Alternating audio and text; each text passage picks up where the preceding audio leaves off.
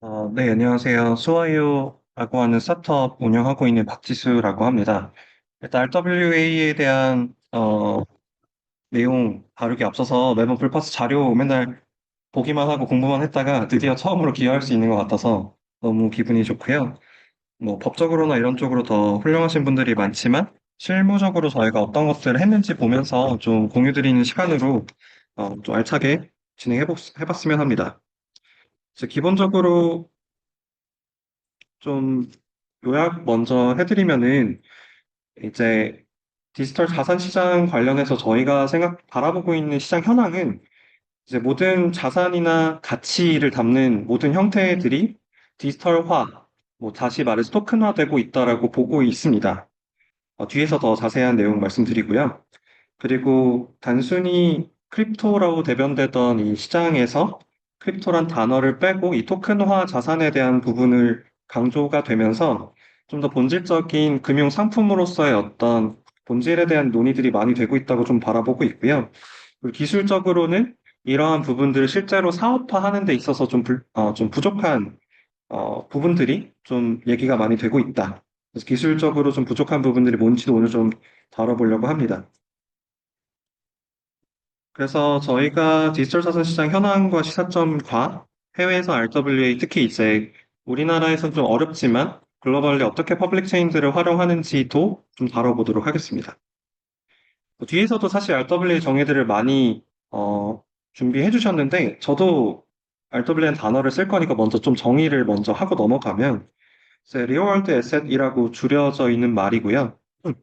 왼쪽에 보이시는 이미지가 가장 대표적으로 많이 쓰이는 이미지인데, 보시면 아시겠지만, 오프체인에 있는 에셋이 여러 형태의 에셋들, 뭐, 화폐, 소비재, 뭐, 주식, 여러 가지 탄소 배출권 등등이 다 토크나이즈 돼서 온체인에서 활용되는 것 자체를 그래서 RWA로 통칭하기도 합니다. 그러니까 모든 이제 그냥 온체인으로 올라가면 다 RWA다라고 보셔도 무방하고요. 저희가 조금 더 엄밀하게 얘기해 보면 금융자산과 비금융자산 모두를 포함하는 토큰화된 디지털 에셋으로 이제 오늘 저는 정의를 좀 했고요. 이거를 조금 더 저희가 흔히 쓰는 뭐 DeFi, STO, 뭐 TradeFi, 전통금융 이렇게 좀 벤다이그램으로 좀 나타내 보면 DeFi와 TradeFi가 만나는 게 RWA라고 다시 바라볼 수 있을 것 같습니다. 온체인에 올라갔다라는 것은 이제 DeFi 이 탈중앙화 금융과 맞닿아 있기 때문에 중첩되는 요 지점이 RWA라고 볼 수 있고요. 그 중에서도 이제 증권형 토큰, 그 증권이 디지털화된 게 이제 STO. 그래서 이 서브셋이라고 볼 수 있겠습니다. 그래서 요 부분에서 이제 RWA랑 STO랑 어떻게 다르냐 했을 때 STO는 자본시장법을 따라가는 증권 상품이 디지털화된 거라 당연히 금융당국에서 관리를 하는 구조로 현재 가고 있고 국내에서도 STO 관련된 법안이란 것들은 따라가고 있는 상황입니다. 그래서 RWA 오늘 말씀드릴 거는 조금 더 이렇게 넓은 개념의 S이라고 봐주시면 좋겠습니다.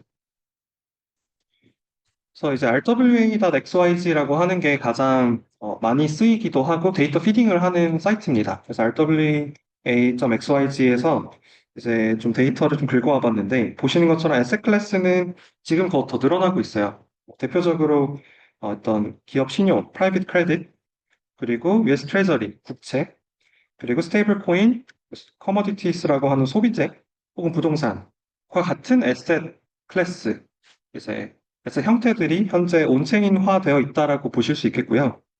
여기서 말하는 온체인은 뭐 퍼블릭 체인이긴 한데 저희는 이제 퍼블릭 체인을 일단 좀 논외로 두고 일단 블록체인 원장 위에 있는 것들을 다 온체인이라고 봐주시면 되겠습니다. 그래서 보시는 것처럼 뭐 워낙 언론에서 많이 보셨던 스테이블 코인을 시작으로 미국 국채, 그리고 기업이나 개인 신용대출 등도 실제로 토큰화 되면서 이러한 유관 시장이 계속 성장하고 있다고 볼 수 있겠습니다. 이게 이제 오버뷰고요. 하나씩 좀 뜯어보면 이제 프라이빗 크레딧으로 보면 이제 기업 대출 생각하시면 쉬우실 것 같아요. 꼭 기업이 아니더라도 기관 혹은 뭐 국가 차원도 상관없고요. 이제 실제로 전체 유동성이나 대출 규모를 그냥 투명하게 확인할 수 있습니다. 왜냐하면 말씀드린 것처럼 RW는 온체인화 됐기 때문에 데이터들이 모두에게 동일하게 공급이 되고 있고요. 보시는 것처럼 어떤 곳에서 어떠한 로닝을 해주고 실제로 활성화된 로닝은 얼마나 있고 이율이 얼마나 된다. 그냥 기본적인 대출의 상품 형태를 띠고 있다고 보실 수 있겠습니다. 이런 식으로 진행이 되고 있는 곳도 있다. 그리고 트레저리 사이드는 국채라고 보시면 되겠습니다.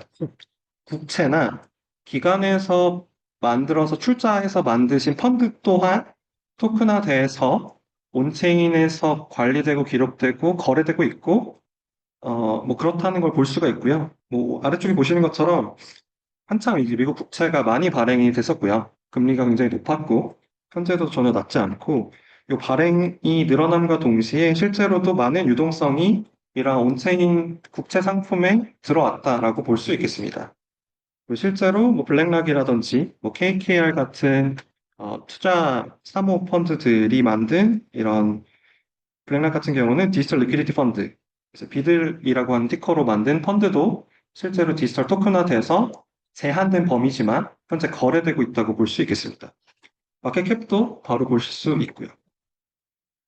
그럼 이제 이게 그냥 기관 안에서 노는 거 아니냐, 혹은 뭐 제한된 범위에서 그냥 온체인 찍으면 뭐가 의미가 있냐 했을 수 있는데 개중에는 실제로 디파이라고 하는 형태의 블록체인 기반의 금융 서비스와 연계되고 있기도 하다. 아까 전체 발행은 훨씬 크지만 그 중에서 한 5조 정도는 디파이 상에서 실제 에셋으로 활용되고 있다는 게 되게 고무적인 부분이라고 볼 수 있겠습니다. 이게 무슨 말이냐면 제가 가지고 있는 어떤 금융이든 비금융 상품을 온체인화, 토큰화해서 그 증표를 기반으로 대출을 받거나 뭔가 투자를 하는데 쓰거나 뭐 담보하거나 할 수 있는 좀 더 이제 이론적으로만 저희가 매번 말하던 그런 블록체인 기반의 금융이 동작하고 있구나. 뭐 규모는 아직 크진 않아요. 5조 정도밖에 안 되니까. 뭐 그렇게 일단 되고 있다라는 것 자체가 꽤 많은 시장이 뭐 세계가 변했구나라고 저희가 좀 바라보고 있는 지점입니다. 그래서 이거를 좀 제가 말한다고 이제 그렇게 권위가 생기지 않으니까 권위 있는 기관들이나 레포트들을 좀 참조해서 좀 말씀을 드려보면 예를 들어서 어디서 발행했냐면 이거는 시티그룹. 시티그룹에서는 블록체인 기반의 토큰화 자산의 규모가 이제 4조 달러에 육박할 것이다. 라고 전망한 바 있습니다.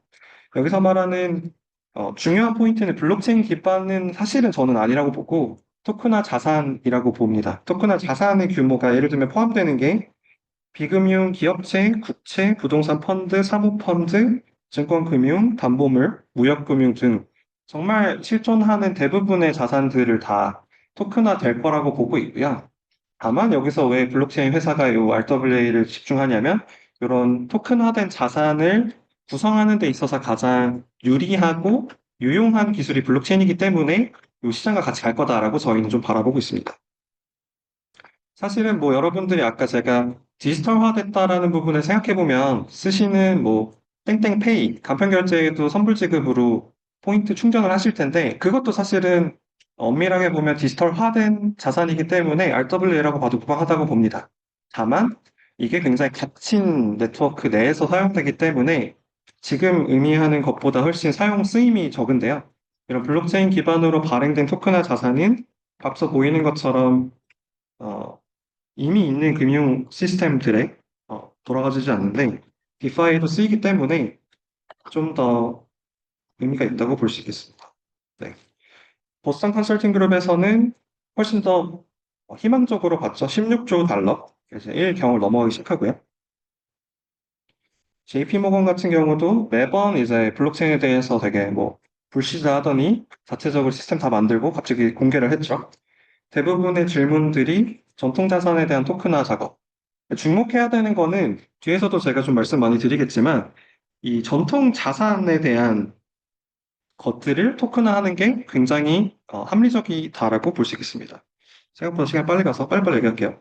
블랙락에서도 마찬가지로 토큰화가 이끌 거라고 했고 실제로 아까 말씀드렸던 비들 펀드를 만들었습니다. 그리고 앞서 말씀드렸던 스테이블 코인 관련해서도 뭐 CBDC 포함 스테이블 코인 발행도 미국, 일본, 싱가포르 다 진행이 되고 있는 상황입니다. 그러니까 왜 디지털 토큰화를 하냐가 되게 중요할 텐데 이제 토큰화 한다고 뭐 더 잘 팔리거나 이러는 건 전혀 없다고 저는 개인적으로 생각합니다. 어차피 돈이 되는 상품은 팔리기 마련이고 돈이 안 되면 안 팔리는 게 일반적으로는 정상입니다. 예를 들면 뭐 혁신금융을 받았다고 갑자기 안 팔려야 되는 상품이 팔리는 건 이상한 거라고 보는데 결국에 잘 팔릴 상품을 더 빨리 쉽게 팔기 위해서 쉽게 말해서 유동성을 더 효율적으로 높이기 위해서 토큰화를 한다고 저희는 판단합니다. 그래서 뭐 자금 조달 능력을 높이거나 뭐 고객들의 투자 기회를 다양화시켜주거나 거래 비용이나 투명성 관련해서의 어떤 효용을 높이기 위해서 이런 유동성을 높이는 게 일반적이고요. 앞서 말씀드린 것처럼 좀 강조드리고 싶은 건 개인적으로는 토큰화가 답이 아니라 상품성이 있고 사업성이 있는 상품의 토큰화가 더 사업이 잘 되게 그렇게 액셀러레이팅을 해주는 것이지 이제 본질을 바꿀 수는 없다라고 보고 있습니다.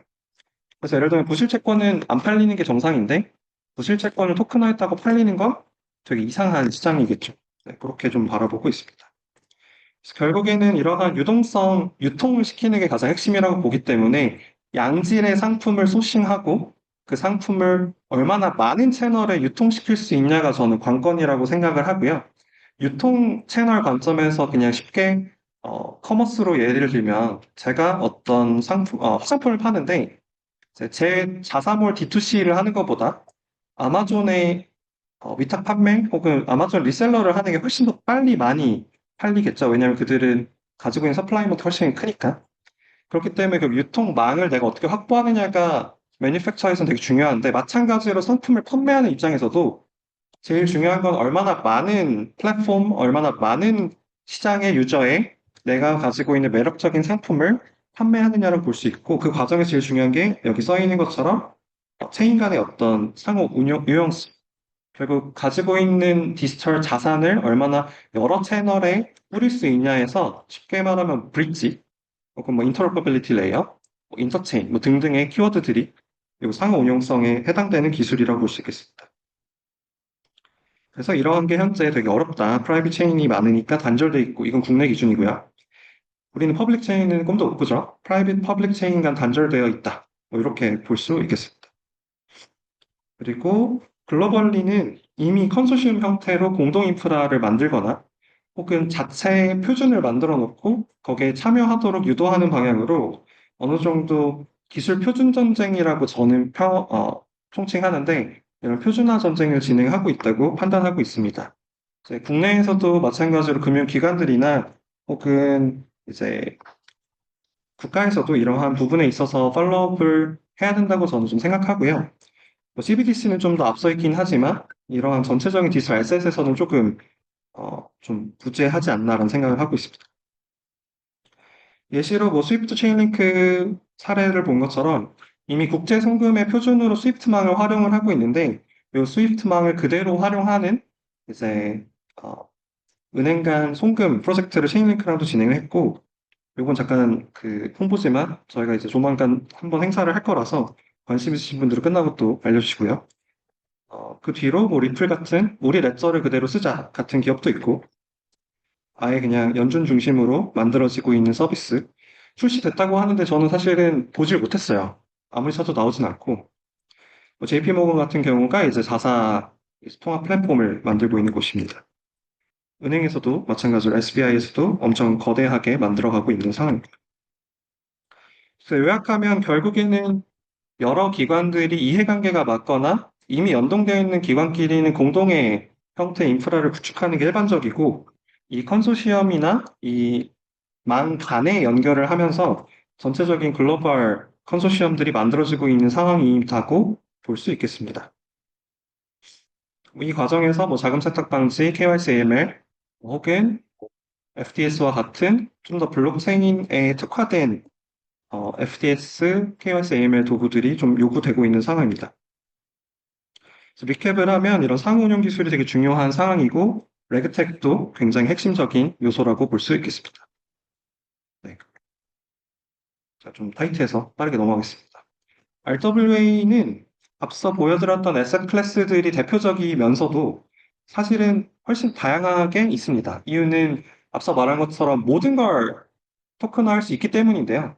결국에 이런 비금융 상품을 포함하는 개념이기 때문에 여러분들이 몸에 차고 계신 시계, 귀금속 등을 모두 포함해서 온체인 디지털 토큰화를 하면 다 RWA라고 분류되고 있습니다. 결국에는 증권에 저희가 보통은 집중해서 많이 다뤘기 때문에 국내에서는 증권형 토큰에서는 그런 증권성 에셋들을 많이 다뤘지만 증권을 제외한 모든 걸 생각하시면 편하실 거예요. 그래서 요럴 때는 좀, 어, 아무래도 접촉받는 법적인 제약이 많진 않다 보니까 퍼블릭 체인에서도 활발하게 RWA는 활용되고 있는 것 같습니다. 그래서 대표적으로 좀 몇 개 살펴보면요. 아까 미국 국채 말씀드렸었는데, 실제로 국채에 대한 온체인 자산이 늘어나게 된 계기도 결국에 앞서 말씀드린 것처럼 뭐 투기에서 본질적인 얘기가 많이 되고 있다는 게 결국에 어떤 토큰 프로젝트나 크립토 관련된 프로젝트들이 대부분은 비즈니스 모델이 없는 채로 운영이 되는 경우가 일반적이다 보니까 자산을 많이 가지고 있는데 이 자산을 유틸라이즈 하지 못하고 있던 상황이 대부분이었고요. 그러다 보니까 이렇게 토큰화된 자산에 많이 유입이 되던 상황이었습니다.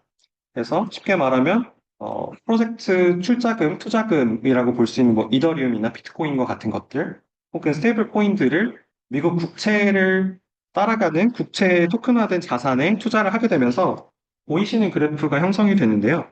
결국 이제 T빌이라고 하는 미국 국채 토큰화된 국채에 투자를 하면서 이러한 예치 자금 자산이 크게 늘어난 걸 볼 수 있겠습니다. 마찬가지로 앞서 말씀드렸던 펀드를 토큰화한 상품에도 많이 투자를 집행을 하게 되는데 앞서 말씀드렸던 뭐 웹3 기업뿐만 아니라 기업들도 어떤 국가 간의 송금이나 이런 것들을 좀 피해서 한번 해보자 하면서 만들어지면서 이런 실제 오프라인에서 다 컨트랙트 베이스로 만들어진 펀드, 실제로 상품을 가입할 때도 모든 결제는 사이닝을 해야 되지만 이러한 투자 펀드에도 상품을 할 수가 있게 되고요. 투자를 할 수 있게 됐고 실제로 이러한 펀드들이 온체인에서 운영되고 있는 상황입니다.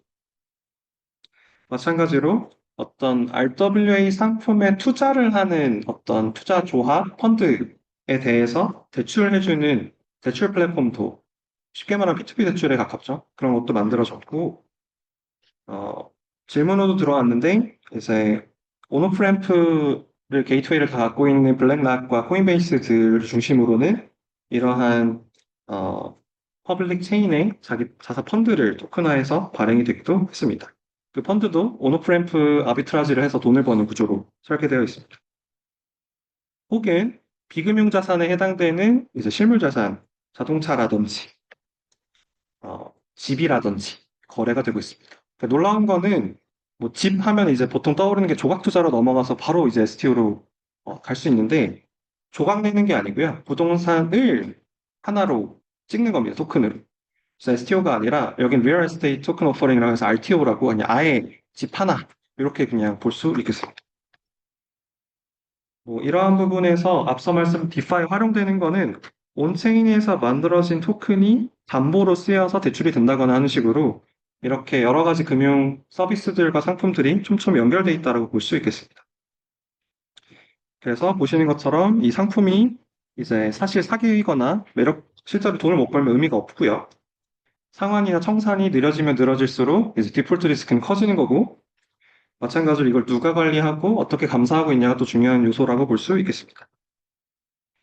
네, 그래서 오늘 국내 쪽으로 조금 간단한 의견만 좀 드리면 개인적으로 가장 안전한 방향으로 RWA를 테스트한다고 했을 때는 비증권성 자산에 대한 취급을 하면서 시작하는 게 가장 현실적이지 않을까라는 생각을 개인적으로는 하고 있고요. 뭐 예를 들면은 국내에서도 좀 잘 되고 있는 게 뭐 어떤 명품 래플이라든지 뭐 와인 같은 프로덕트, 뭐 혹은 뭐 티, 음식점 티켓, 뭐 상품권 등등이 이런 부분에 해당되고 방탈출 같은 경우는 저희도 이제 자체적으로 RW 레슨런 하기 위해서 매출 채권 팩토링 같은 걸 해보려고 실제로 가게를 짓고 가게에서 나오는 매출 채권을 사모 형태로 테스트 해보거나 하는 식으로 레슨런을 좀 했고요. 지금은 이제 어느 정도 자사에서 다 굴리는 게 아니라 모 증권사의 CB 유동화를 하거나 혹은 뭐 지금 저희가 참여하고 있는 뭐 CBDC 과제라든지 다양한 형태로 이런 RWA 좀 실제 프랙티컬한 혹은 사업성이 있는 사업들까지 지금 전개해 나가고 있습니다. 그래서 이런 응용성, 소싱, 대응, 보안성이 되게 중요한 영역이고, 이런 부분에서 저희가 굉장히 많은 레슨런을 하고 있는 기업이고요.